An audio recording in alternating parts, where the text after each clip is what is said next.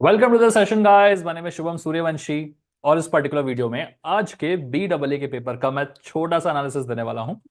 बहुत सारे लोगों के मैसेजेस आ रहे थे कि बी डबल ए का पेपर सर बहुत ही टफ आ गया है, यूनिवर्सिटी ने क्वेश्चंस घुमा दिए हैं, हमको एग्जाम में समझ में नहीं आ रहा था। सो एक्चुअल में पेपर आपका बहुत टफ था या बहुत ईजी था, उसके बारे में मैं थोड़ा सा आपको नॉलेज देना चाहता हूं। तो प्लीज ध्यान से देखिएगा। ऑल्सो M2 और मैकेनिक्स को लेके क्या वार्निंग है जो मैं थंबनेल में मेंशन कर रखा था, वो वार्निंग भी आपको इसी पेपर के एनालिसिस से समझ में आ जाएगी।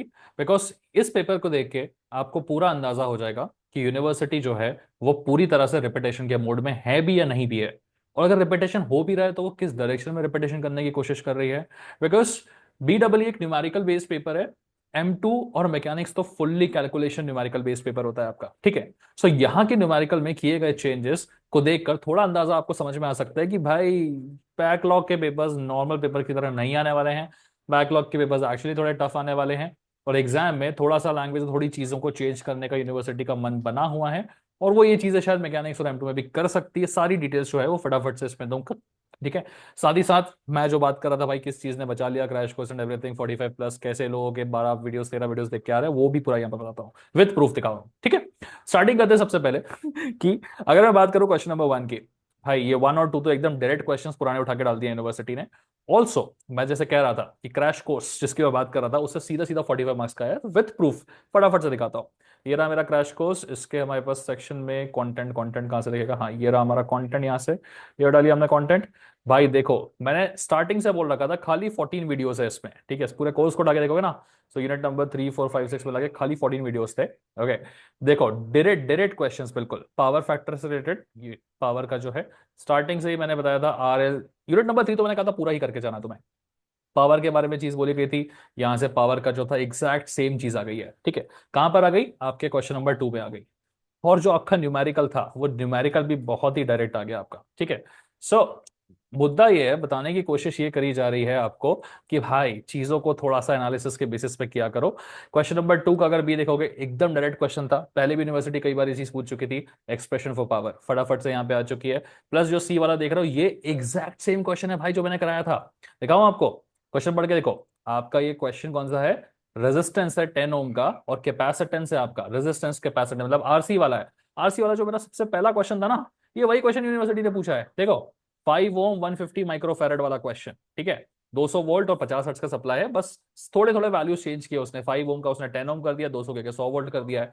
एग्जैक्ट सेम क्वेश्चन, करंट पूछ रहा है, वोल्टेज पूछ रहा है, active reactive apparent power and everything direct. जो चीज मैंने कराई थी एग्जाम के लिए, वही एग्जैक्ट सेम क्वेश्चन आपके सामने है यहाँ से, ठीक है। सो देखो यार, ये सारे प्रूफ दिखाने थोड़े जरूरी हो जाते हैं, बिकॉज लोगों को फिर रहता है कि हाँ कोर्स में तो क्या ही होता है, ये होता है भाई ठीक है, एग्जैक्ट सेम चीज आती है।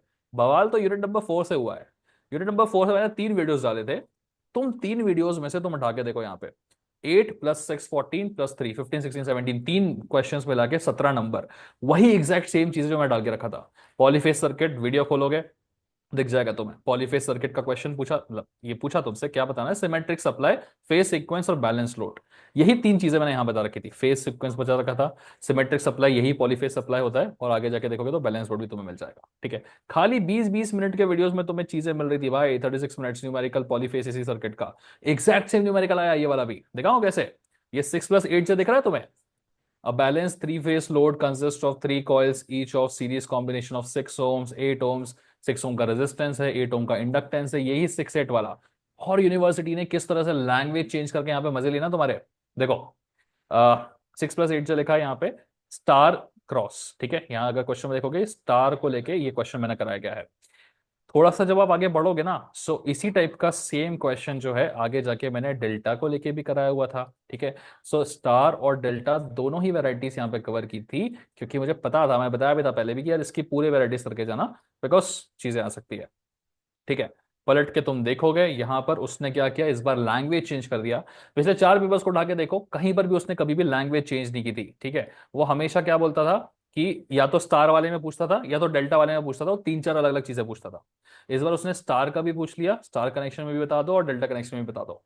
सो इन दोनों के बीच का जिसको डिफरेंस नहीं पता होगा कि यार किस में वोल्टेज सेम रखना पड़ता है, किस में लाइन करंट सेम रखना पड़ता है, तो प्रॉब्लम हुई है। बट जिसने भी क्रैश कोर्स खरीदा था भाई, 500 रुपए में तुम्हारा पैसा वसूल हुआ है, बिल्कुल दिखा रहा हूँ, ठीक है। 17 नंबर का सीधे यहां से ठीक है, ऊपर जाओगे ये डायरेक्ट न्यूमेरिकल अपना वाला वीडियो का।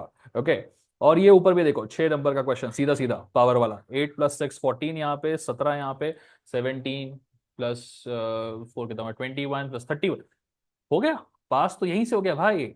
इसके आगे का बोनस, बोनस देखो, बोनस दिखाता हूं तो मैं।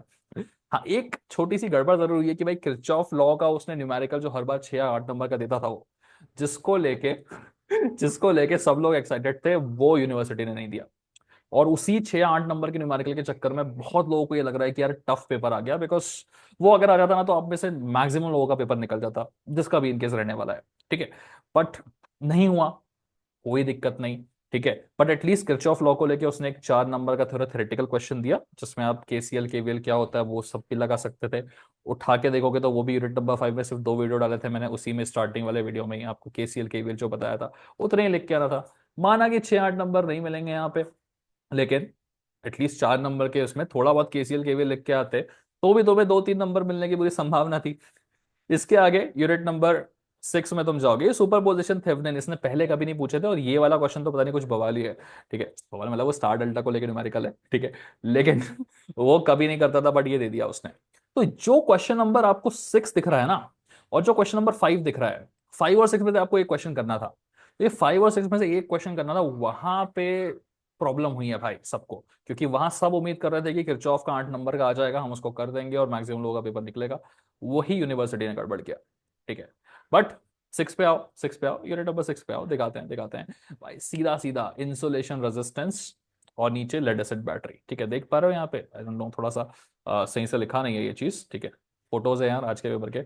इंसुलेशन रेजिस्टेंस और लेड एसिड बैटरी, 8 और 6 14 मार्क्स। ठीक है, एक दिन पहले भी मैंने ये चीज ग्रुप पे डाली थी, ठीक है, कि देख लो ये यूनिट, ये वाला तो अपने पहले से भी डाल रखा था, आरटीसी रेजिस्टेंस टेम्परेचर कोएफिशिएंट और इंसुलेशन रेजिस्टेंस वाला। ठीक है, तो 6 नंबर तो सीधा सीधा यहां से ही आ गया। ओके, और लेड एसिड बैटरी पूछ लिया 8 नंबर का। ओके, ये मैंने एक दिन पहले अपडेट किया था, न्यू भी दिख रहा होगा आपको, बाकी सारे ओल्ड है, this is also the proof.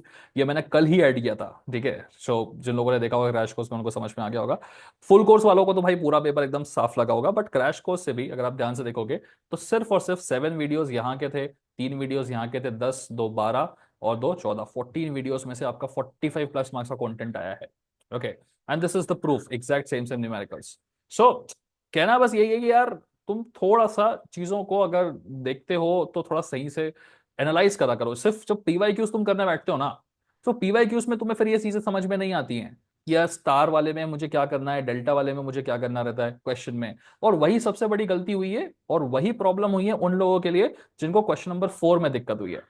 जैसे EMF equation of, sorry not question number 4, कहाँ गया, हाँ क्वेश्चन नंबर 3 में।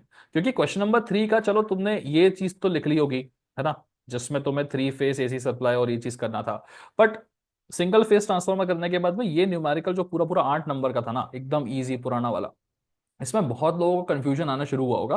बिकॉज बहुत लोग जब न्यूमेरिकल्स पढ़ते हैं तो वो पीवाईक्यूज कहीं से पीडीएफ लिख के या फिर अपना जुगाड़ करके या कहीं से, मतलब सॉल्यूशंस बेसिकली पढ़ने की कोशिश नहीं करते, सिर्फ रटने की लिखने की कोशिश करते हैं, और वो प्रॉब्लमेटिक चीज होती है।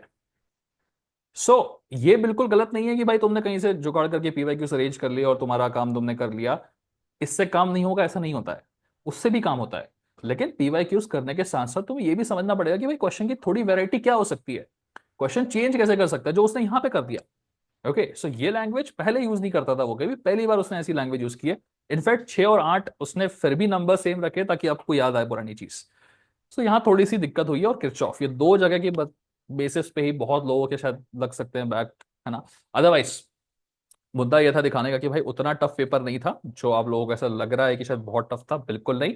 लेकिन साथ ही साथ एकदम पिछले वाले जैसा इजीएस्ट भी पेपर नहीं था। यूनिवर्सिटी ने न्यूमेरिकल्स में चेंजेस करने की कोशिश की है, लैंग्वेज उसने चेंज करने का पूरा इस्तेमाल किया है। किरचॉफ लॉ जो पिछले 6 7 साल से, 5 साल से यूनिवर्सिटी कंटिन्यूसली दे रही थी कम से कम 6 या 8 नंबर का, वो किरचॉफ लॉ यूनिवर्सिटी ने नहीं दिया है। ठीक है, उसके आगे सुपर पोजिशन और थेवेनिन ऑप्शन में दे दिया। थेवेनिन तो यूनिवर्सिटी को पसंद भी नहीं है भाई, 5 में से 2 बार ही आया था पहले, फट दे दिया उसने, है ना। मतलब ये कहना चाह रहा हूँ कि भाई यही सेम चीजें वो M2 और मैकेनिक्स के साथ भी कर सकती है। और यही वार्निंग थी जो मैं आपको देना चाहता था कि प्लीज M2 और मैकेनिक्स को लाइटली मत लीजिए। आप कहीं से भी पढ़ रहे हो, कैसे भी पढ़ रहे हो, इतना ध्यान रखना कि आप न्यूमेरिकल को समझने की कोशिश कर रहे हो, रादर देन उसको बस रटने की कोशिश कर रहे हो। क्योंकि तुम ये रटने वाला सिस्टम वहां लगाओगे तो उधर भी गड़बड़ हो सकती है चीजों की, ठीक है ना। बाकी लास्ट में जाते जाते बता दूं कि विद प्रूफ तो मैं दिखा रहा हूँ, खाली 12 वीडियोस करके कैसे BEE का ऑलमोस्ट 45 प्लस मार्क्स का आया, 45 46 नंबर का आ गया अपने उससे। सो चाहो तो जाके थोड़ा सा और क्रैश कोर्स वगैरह भी खरीद सकते हो, अपने अवेलेबल है, ठीक है। मैकेनिक्स का भी अवेलेबल है, M2 का भी अवेलेबल है, ठीक है। सो जितना टाइम बचा है उसके हिसाब से तुम क्रैश फुल कोर्स अपने हिसाब से कर लो। 28 प्लस का टारगेट है तुम्हारा, या 30 32 के आसपास ही चाहिए तुम्हें, क्रैश कोर्स ले सकते हो, तुम्हारा काम हो जाएगा। लेकिन अगर तुम्हें 35 36 38 40 तक क्रॉस करना है, ठीक है, उसके लिए तुम फुल कोर्स ले सकते हो। ऑल्सो हर वीडियो में अपना कॉलिंग नंबर देता हूँ, तो यहाँ भी दे दे रहा हूँ। सो अगर आपको कुछ ज़्यादा दिक्कत हो रही है और अगर आपको असिस्टेंस चाहिए है, आपको समझ में नहीं आ रहा मैं क्या पढूं, कहाँ से पढूं, कैसे होगा, पास होगा नहीं होगा, किसी भी टाइप की आपको स्टेप की बात करनी है, कुछ गाइडेंस चाहिए है, तो प्लीज़ आप मुझे कनेक्ट कर सकते हैं। The number is 6263593362। ओके, ये लास्ट का 6 2 नहीं लिखा हुआ, 6 और 2 लिखा हुआ है, ठीक है, 6263593362। व्हाट्सएप कर लो यार, व्हाट्सएप इज बेटर, है ना। कुछ हेल्प चाहिए तो कॉल कर लेना, M2 मैकेनिक्स के लिए थोड़ा बहुत जो भी होगा वो करा देंगे, बट थोड़ा सीरियस हो जाओ। यूनिवर्सिटी लैंग्वेज चेंज करके थोड़ी सी यू नो डिफिकल्टीज वगैरह क्रिएट करने की पूरी कोशिश नहीं, थोड़ी बहुत कोशिश कर रही है, बट काफी सारा रिपीटेशन भी था। जाने से पहले एक इंपॉर्टेंट बात, जो भी चीजें देख रहे हो डिस्क्रिप्शन में एप्लीकेशन और वेबसाइट दोनों का लिंक दे रखा है, जाके डाउनलोड कर लो, वहां से चेकआउट कर लेना, चीजें तुम्हारी वहां पे हो जाएगी, ठीक है। डिस्क्रिप्शन में देखो एप्लीकेशन वेबसाइट, है ना। तो या that's it guys, thank you for watching this video. Video के सॉल्यूशंस मिलेंगे, या मैं BEE के सॉल्यूशंस ढूंढ लूं, या मुझे जो कुछ लोग मैसेज कर रहे हैं कि ये वाला आंसर सॉल्यूशन बता दो, भाई पेपर गया, सॉल्यूशन देख के तुम अब पास नहीं होने वाले हो। बंद करो BEE का पेपर, उसका सॉल्यूशंस देखना बंद करो, मैकेनिक्स M2 जो भी बैकलॉग है उसको उठाओ, या जो सेकंड ईयर के पेपर्स उनको उठाओ। अगले सेमेस्टर में और एक मौका मिलेगा, तब ट्राई करेंगे अच्छे से, ठीक है। Okay bye bye, take care guys.